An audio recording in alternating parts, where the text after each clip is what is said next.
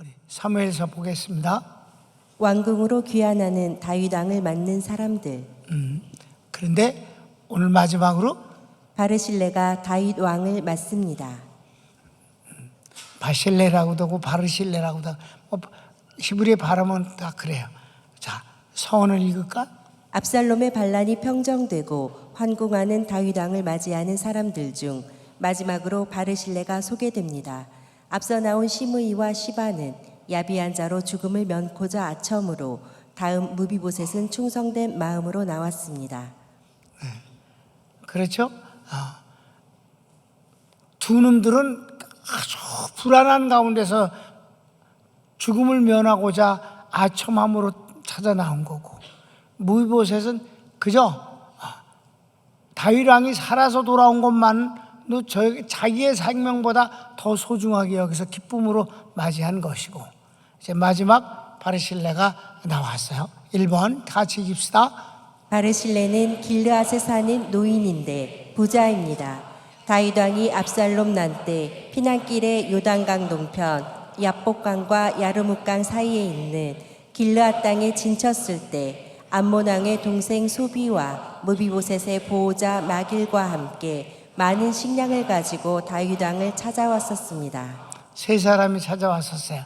그 장면을 한번 우리 이미 공부한 것인데 한번 보면 굉장히 많은 군사들이 먹을 만한 그런 양을 가지고 와서 다윗에게 정말 큰 위로가 됐고, 또 구체적으로 굶지 않게 됐다 이 말이에요.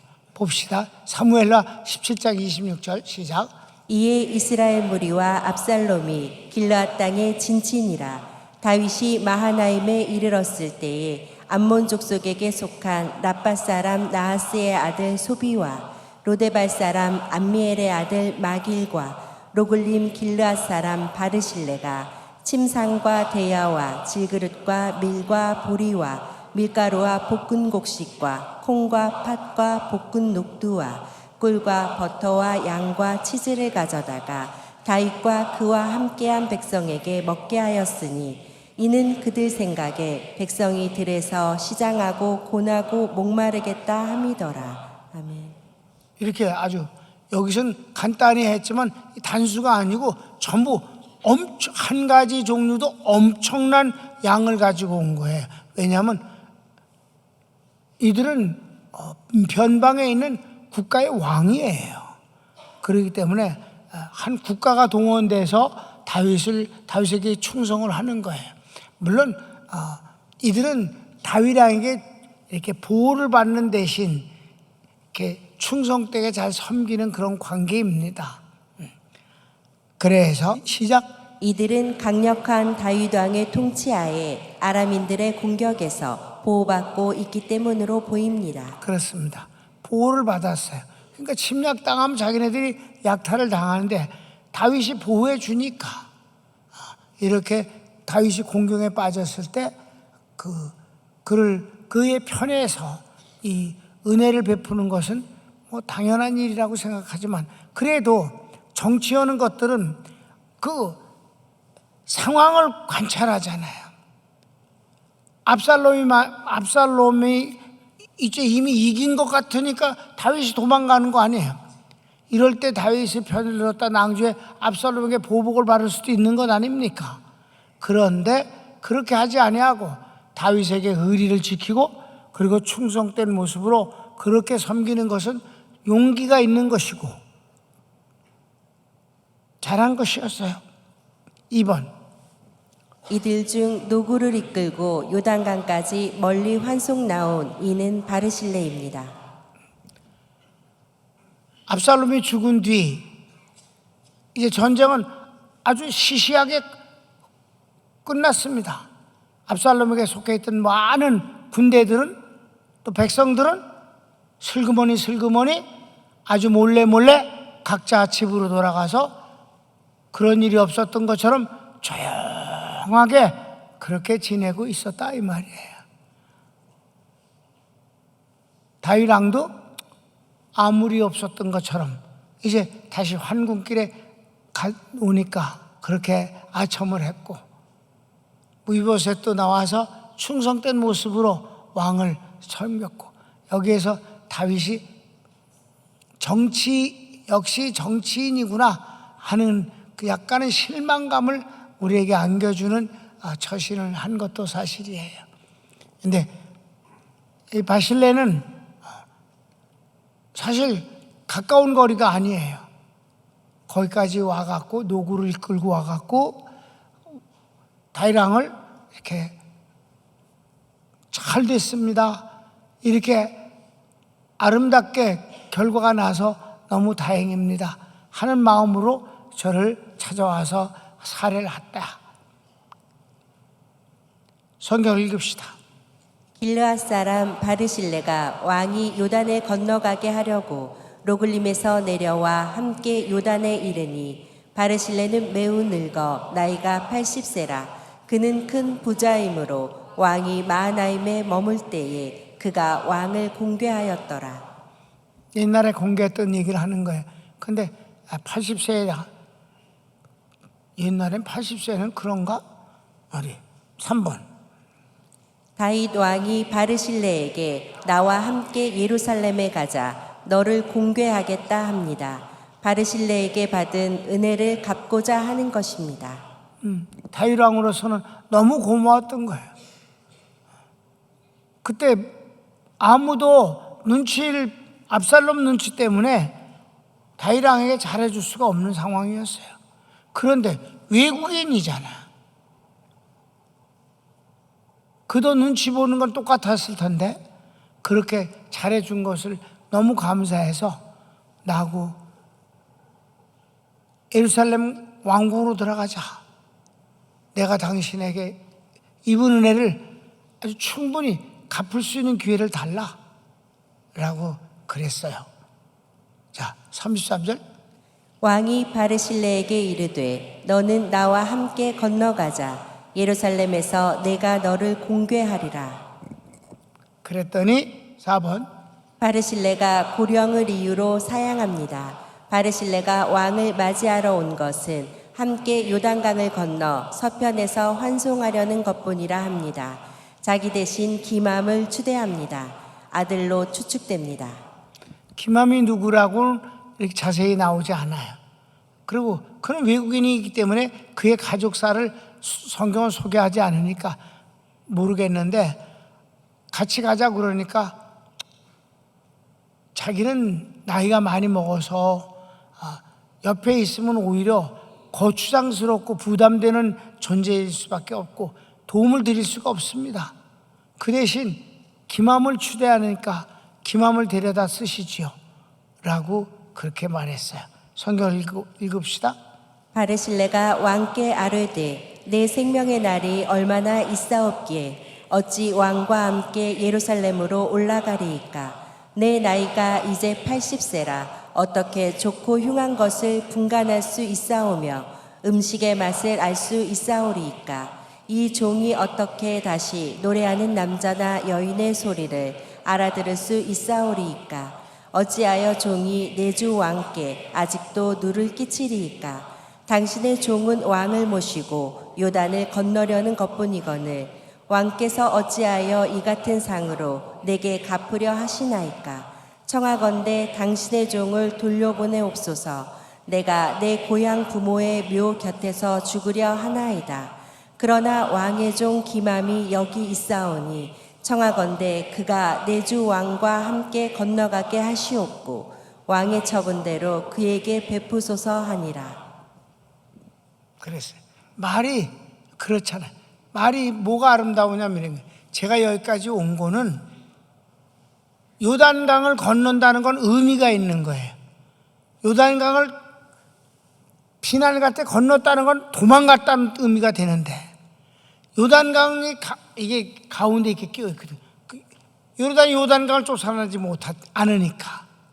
그러니까 요단강을 같이 건너가서 건너편에서 제가 석별의 정을 나누고 저는 다시 배 타고 돌아와서 고향에 가서 살겠습니다. 그러니까 한 가지뿐입니다. 왕과 함께 요단강을 건너고자 할 뿐이었습니다. 말이 괜찮잖아요. 그 그 상징이 그렇단 말이에요. 요단강을 건넌다는 그것이 그게 중요한 거예요. 다섯 번째 마지막입니다. 다윗 왕이 기맘을 바르실레 대하듯 할 것을 약속하고 함께 배를 타고 요단강을 건너 강 서편에서 석별의 정을 나눈 후 바르실레는 다시 고향 로글림으로 돌아갑니다. 그랬어요. 그래서 같이 배를 타고 요단강을 건널 때 그 다윗이 얼마나 그 바실레에 대한 마음이 고마움으로 가득하겠어요. 노구를 이끌고 그냥 요단강까지만 같이 건너가겠습니다. 그 건너간다는 것은 황궁한다는 뜻이니까. 요단강 이편에서는 아직이에요. 근데 건너갔을 땐 이미 얘기가 다른 거예요. 여러분 6.25 전쟁 때 한강을 건넜다 안 건넜다가 그렇게 중요한 거예요. 옛날에 6.25 전쟁 마지막에 낙동강을 건넜다 못 건넜다가 결정적인 것이에요, 여러분. 그렇습니까? 인천 상륙작전이 성공됐느냐 안 됐느냐가 문제인 거고, 그렇죠? 히틀러가 망한 것은 연합군이 드디어 상륙작전에 성공했기 때문에 하루아침 그것으로 끝난 거예요. 그러니까 물이라는 게 참 중요해요. 물을 건넜다 못 건넜다, 그게 참 큰 거거든.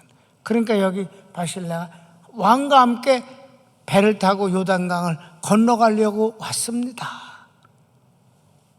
저는 다시 돌아가겠습니다. 그래서 거기서 석별의 정을 나누고, 그리고 바실레는 다시 배 타고 다시 건너가서 고향으로 갔다.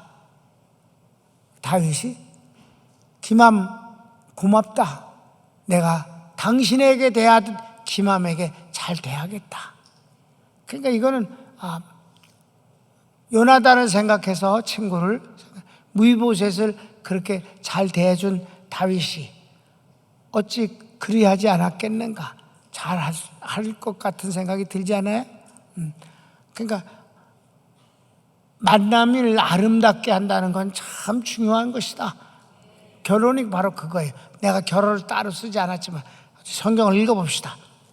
왕이 대답하되 기맘이 나와 함께 건너가리니 나는 내가 좋아하는 대로 그에게 베풀겠고 또 내가 내게 구하는 것은 다 너를 위하여 시행하리라 하니라.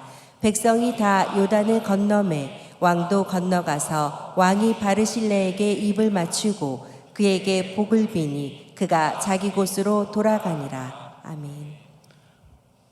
이 마지막에 마중을 나온 바르실레와 다윗의 얘기는 우리를 아주 흐뭇하게 하고 안심되게 하고 그리고 기대되게 하고, 그리고 두 사람이 다 멋지지 않는가라는 생각을 하게 하는 것입니다.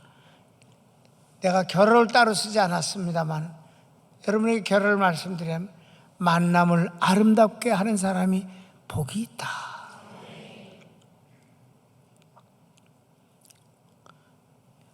우리가 주님을 만났지 않았습니까? 주님을 만나서도요, 주님이 구원을 해주셨는데도 불구하고 주님을 속을 새기는 것들이 너무 많잖아. 우리 교인들은 참으로 주님과의 만남을 아름답게 한 성도라고 난 생각합니다. 아름다운 것을 더 아름답게 하는 것은 우리에게 이 땅에 살아가는데 삶의 의미와 행복을, 기쁨을 만들어 주는 것입니다. 여러분 어때? 누가 전화가 왔다. 누군지 딱 봤어요. 이름만 봐도 웃음이 나는 사람이 있다 이 말이에요. 반갑고. 웬일이야? 왜 전화했어? 그렇게 말을 해도 벌써 그 사랑이 이미 솟아오른다 이 말이에요. 만남을 아름답게 한다.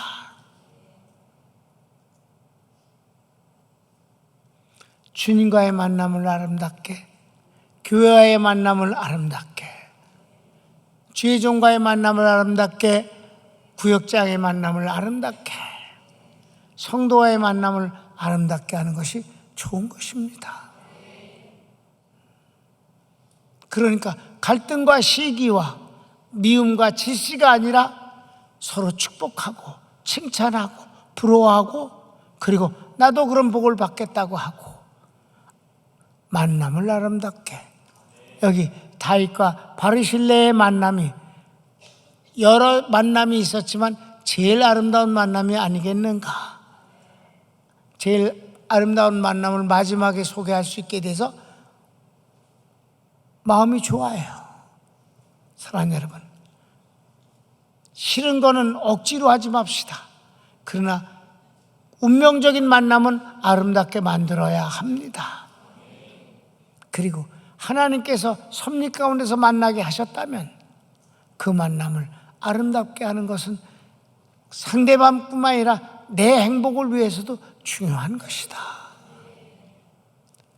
사랑해야 할 만남이 시기와 질투와 미움과 그런 걸로 하면서도 겉으로는 그러지 않은 척하고 속으로는 그러면서 지낸다는 것은 이건 위선이며 불행이며 이런 것이 쌓이면 암이 되는 것입니다. 난 여러분들이 겉으로도 웃고 속으로도 웃고, 겉으로도 건강하고 속으로도 건강하고 행복할 수 있기를 바랍니다. 손을 모읍시다. 사랑하는 주님,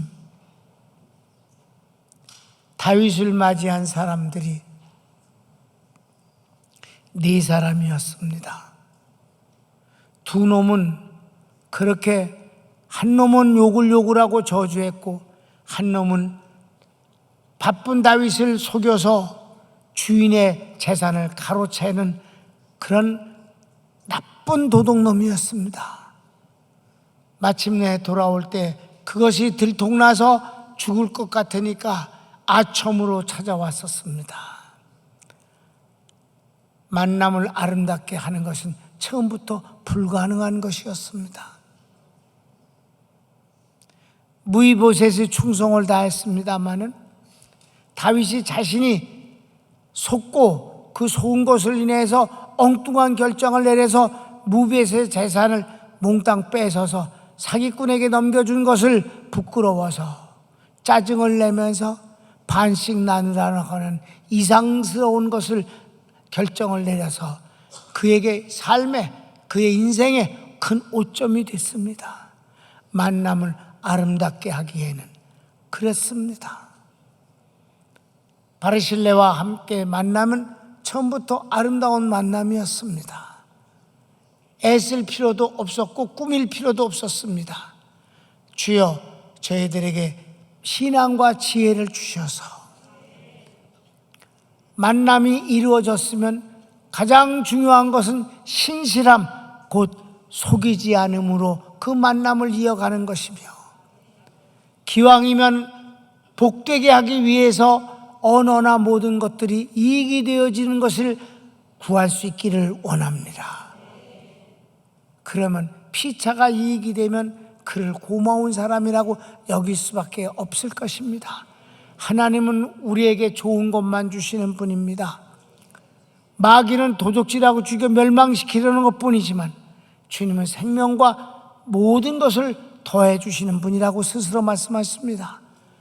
주님과의 관계는 아름다울 수밖에 없는데, 아름다울 수밖에 없는 것을 아름답지 못하게 하는 인간들을 종은 많이 봅니다.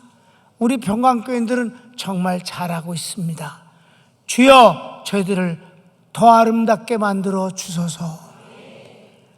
아름다운 관계를 통해서 풍성한 열매를 맺게 해 주소서. 예수님의 이름으로 축복합니다. 아멘.